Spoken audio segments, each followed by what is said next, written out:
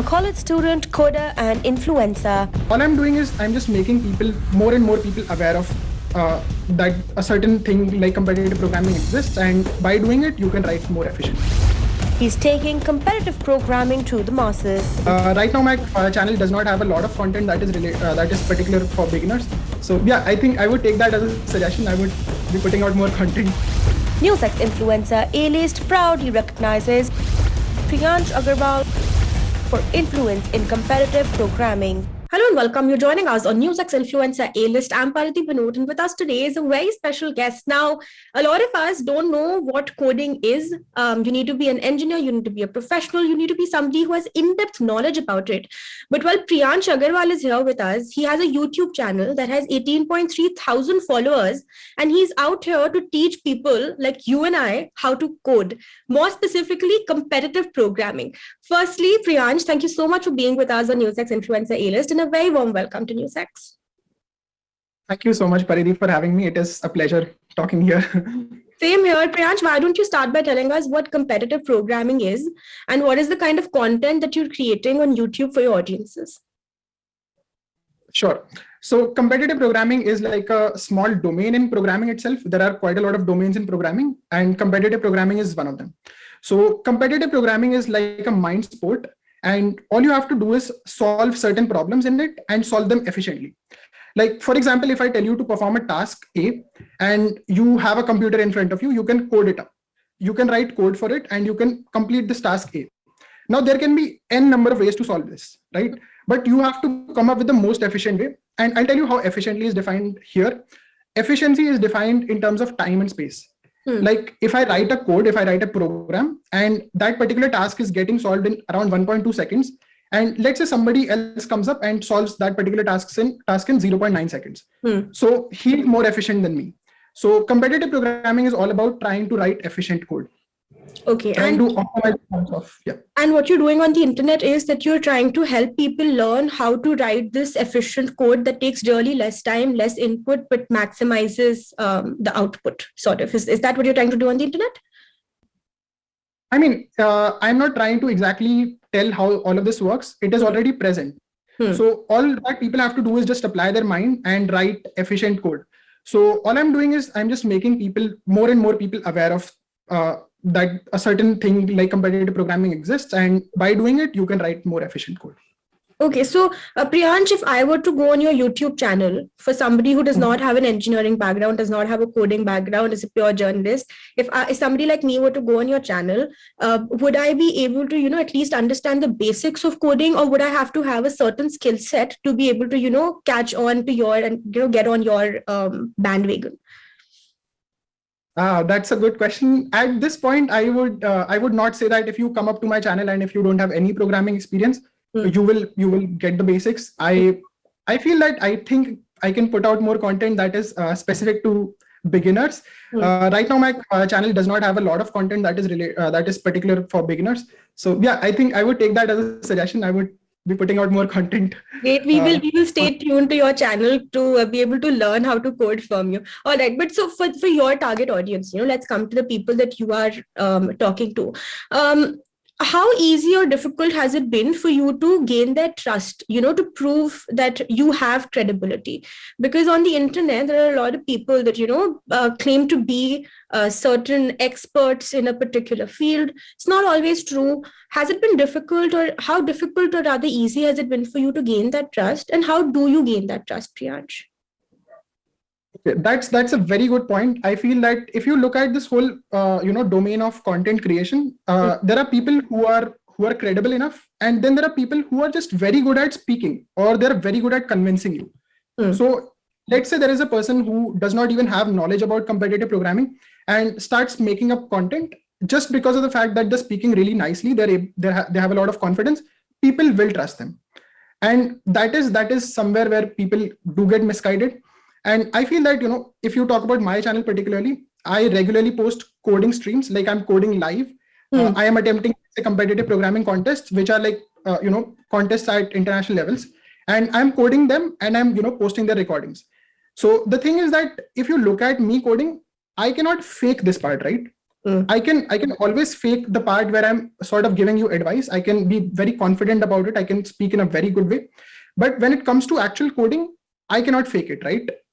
So that is where I feel that if you are following somebody, if you're following certain influencers, you should always have in mind what are they actually doing. Like, are they actually proving their worth, or you're just following them just because of the fact that they're speaking very nicely? So for you, what's worked is the fact that you code in real time, you code in front of your audience, and you show them that you have a certain credibility that you come with, a certain expertise, domain expertise. So Priyansh, what I want to know is then, why be a social media influencer? A little bit about your journey, where it started from, because you're in third year college. How do you make the time to put out videos all the time? You're also an engineering student. I'm assuming that's not easy. So how are you toggling between all of these things? A little bit about yourself. Sure. So I'll tell you exactly how I started this whole YouTube channel. Like, if you talk about engineering, I just started doing this engineering thing just because of the fact that I wanted a very good job, and I feel that most of the people do engineering just because of this. So if you talk about my YouTube channel particularly, so I really got into competitive programming in the second year of my college.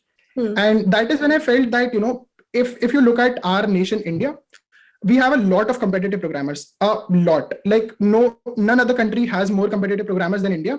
And still, if you look at the top 100 competitive programmers, or even the top 150 competitive programmers in the entire world, you won't find a single Indian in that. And I'll tell you what is the main reason for that. The reason is that not a lot of people are aware of it. So if you look at countries like Russia, USA, there are people who are doing competitive programming from like class 6th, class 8th. And then if you look at people from India, most of them start competitive programming when they start engineering. Right. So that was my main motive. I wanted more and more people to get aware about this thing called competitive programming.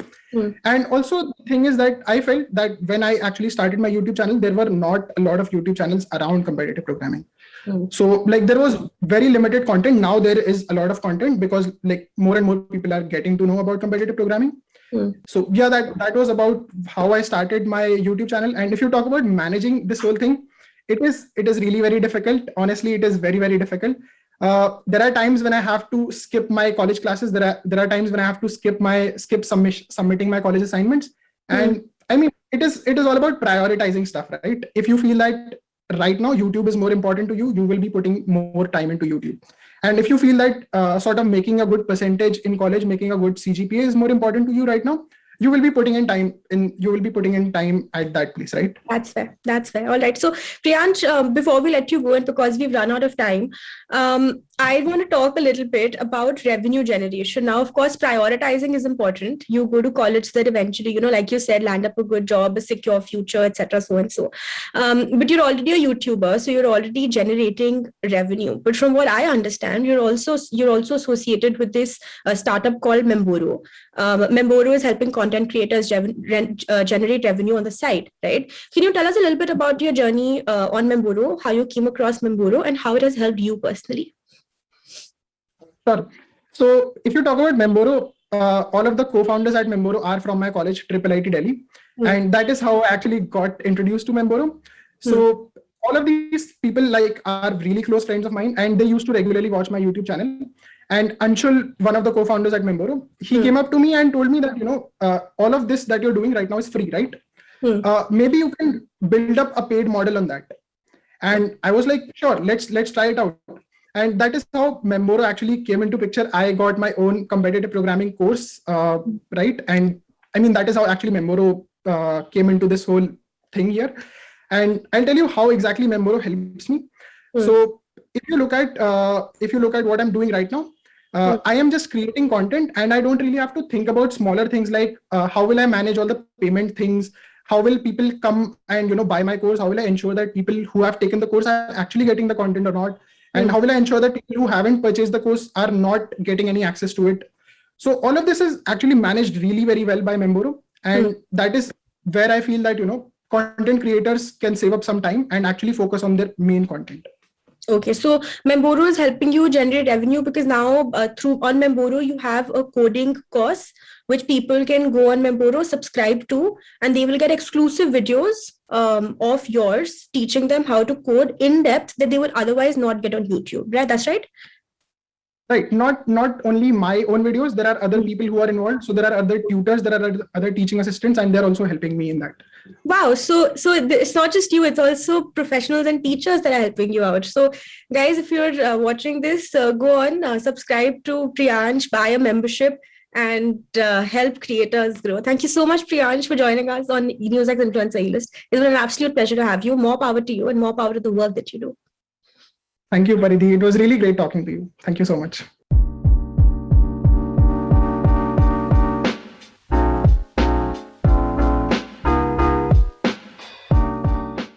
For more such videos, subscribe to the NewsX YouTube channel, hit the bell icon.